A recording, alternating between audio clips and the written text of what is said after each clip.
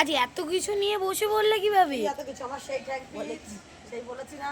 ঠ্যাং পিস? হ্যাঁ। লোকে শুনেছি লেগ পিস বলে, ঠ্যাং পিস আবার কি? আমি ট্যাঙ্ক পিসই খাই যাই।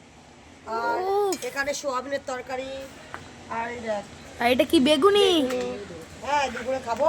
ও আর ঝাল দিয়েছি। খাও, কি খেলে? সঙ্গে লেবু নিয়েছি। লেবু? দেখেছিস? হ্যাঁ হেভি লাগছে তো তোমার খেতে। তা আমার ভাত তরকারি কোথায়? সুন্দর লাগছে। তা আমার ভাত তরকারি কোথায়? তোর ভাত নেই, আমি এই যে হাঁড়িতে এক হাঁড়ি ভাত করেছি, হ্যাঁ। লাগলে আর নিয়ে নেবো। কেন? তা আমি কি খাবো? তো খেতে হবে না। তুমি এত কিছু নিয়ে বসে পড়েছো, আমার জন্য কি? বাসি ভাত রাখা আছে, খাবি?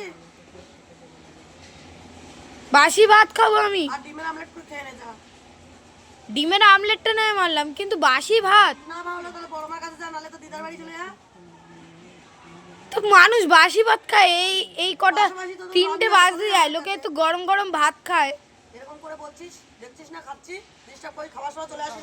এত কিছু নিয়ে বসেছো, তাও আমাকে সোয়াবিনের তরকারি।